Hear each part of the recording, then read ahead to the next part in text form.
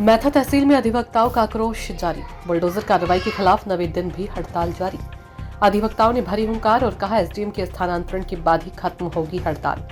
अधिवक्ताओं की हड़ताल से रजिस्ट्री कार्यालय भी लगातार पड़ा है ठप। लंबे समय से चल रही हड़ताल से प्रतिदिन लाखों रुपए राजस्व की हो रही हानि। एसडीएम सुरभि शर्मा के स्थानांतरण बाद हुई नुकसान की भरपाई की मांग पर अड़े अधिवक्ता। लॉयर्स एसोसिएशन तहसील मैथा अध्यक्ष भूपेंद्र सिंह ने दो टूक शब्दों में कहा कि स्थानांतरण के बाद ही अधिवक्ता काम पर लौटेंगे।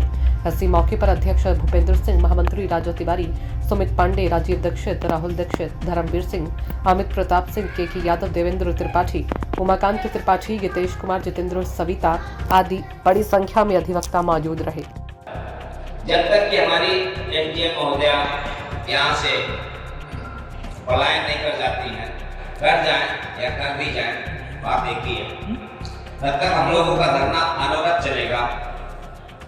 और जैसा कि मालूम है, अंग्रेजों के टाइम में हुआ करता था कि सबसे पहले सरकार की आर्थिक व्यवस्था को सरबरा देना, ध्वस्त कर देना। हम लोग उसी कड़ी के एक पायदान है। निबंधन कार्यालय विगत दिनों से आज 7वां दिन है, आज 8वां दिन है। बहुत ही निंदनीय है। ये बेंच बार का जो सामंजस्य है वो किसी एक के रहने से नहीं है, दोनों के संगठन से, दोनों के मेल से ये बेंच और बार चलती है। अगर एसडीएम के न्यायालय में अधिवक्ता वाद विवाद नहीं करेगा, किसी भी प्रकार का पक्ष नहीं रखेगा, तो क्या श्रीमान आप किसी फाइल में निर्णय दे सकते हैं? नहीं दे सकते हैं। क्यों? क्योंकि उसमें जब दो पक्ष होते हैं और दोनों ही पक्ष आपके सामने होंगे तभी, और वाद विवाद होगा तभी तो आप कोई बात कह सकेंगी, किसी निश्चय पे पहुंच सकेंगी, कोई निर्णय लेने से सकेंगी। और वो काम हम अधिवक्ता भाई ही करते हैं। अगर न्यायपालिका का अंग हम भी हैं और इस न्यायालय को चलाने का काम हम भी करते हैं, तो क्या हमको हमारे बैठने के लिए थोड़ी जगह, 4 कुर्सियां डाल के बैठने की जगह नहीं दी जाएगी? हम लोग अपनी वकालत अगर करेंगे तो कहां से करेंगे? अपने घरों से करेंगे। श्रीमान, बताना चाहूंगा कि जो अधिवक्ता है कोर्ट ऑफ ऑफिसर है और उसको भी अधिकार है कि वो अपनी जो भी बैठने की जगह है तहसील परिसर के अंदर या बाहर कहीं ना कहीं स्थायी या अस्थायी रूप से बैठने का कार्य करता है। उसके बाद अपने क्लाइंट का, अपने मुवक्किल का मुकदमा लड़ने का कार्य करता है। जैसा कि हम लोगों के पास कोई चेंबर नहीं था, हम लोगों ने अपनी बात अध्यक्ष जी और अपने महामंत्री जी से रखी, जिसके बाद हमारे अध्यक्ष जी और महामंत्री जी हम लोगों के संगठन के साथ मिलकर अधिकारी से एक बार नहीं हजारों बार बात की। उसका निर्णय नहीं निकला, लेकिन हमारे अध्यक्ष जी और महामंत्री जी प्रतिदिन कोई न कोई तरीके से बात करने की कोशिश करते अधिकारी से, और बात की। यहाँ तक जब जितेंद्र कटियार जी यहाँ एसडीएम थे, उनसे बात हुई, उन्होंने सांत्वना दी और धीरे धीरे हमको कहीं तक ये लगने लगा कि ऐसा तो नहीं है कि ये चले जाए और हम लोगों को बैठने के लिए जगह ना दी जाए।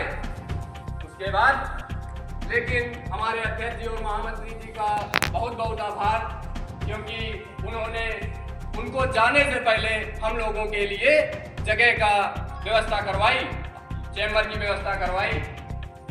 एसडीएम साहब ने बोला कि हम पहले जायजा लेंगे पूरी तहसील का, किसमें कौन बैठता है कौन नहीं बैठता है। और हुआ भी ऐसा कि एसडीएम साहब गए और चेम्बरों में देखा किसके बंद है किसके खुले हैं। उसके बाद आए और निर्णय लिया गया।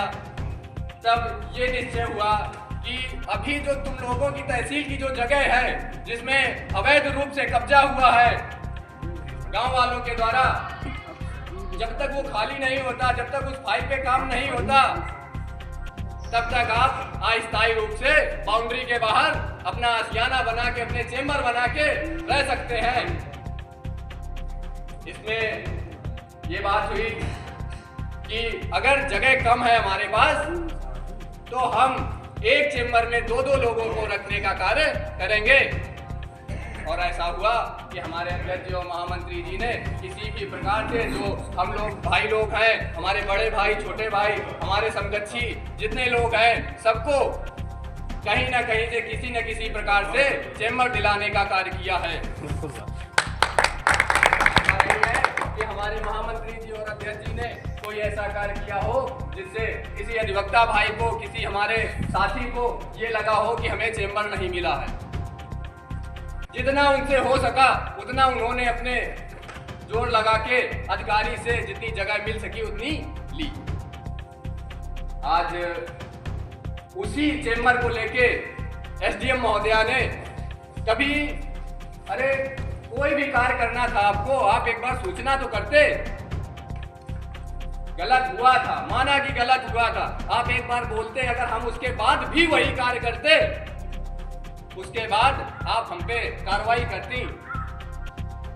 सुप्रीम कोर्ट का आदेश भी है, नोटिस भी है कि आप किस प्रक्रिया के तहत आप घर को गिरा सकती हैं। बुलडोजर नीति जब बंद कर दी गई है, उसके बावजूद आपने हम अधिवक्ताओं के साथ जो दूसरों के लिए न्याय मांगता है, आज वो अपने लिए न्याय के लिए खड़ा है। कल को अगर आपके ऊपर मुकदमा कर दिया जाता है तो आपका भी मुकदमा एक अधिवक्ता ही लड़ेगा, चाहे वो हाई कोर्ट में हो, चाहे वो सुप्रीम कोर्ट में हो। आप उससे बच के कहीं नहीं जा सकते। आप भी एक अधिवक्ता की शरण में ही जाएंगे। तो क्या आपको ऐसा करना चाहिए था? आपको एक बार सोचना चाहिए था कि हम कोई आम जनता पे ये कार्य नहीं कर रहे हैं, हम एक अधिवक्ता पे, विद्वान अधिवक्ता पे, जिसके आगे विद्वान अधिवक्ता लिखने का कार्य किया जाता है, उसके साथ ये कार्य कर रहे हैं। ये बहुत ही निंदनीय है। और इसी के साथ मैं अपनी वाणी को विराम देना चाहता हूँ। अधिवक्ता एकता जिंदाबाद।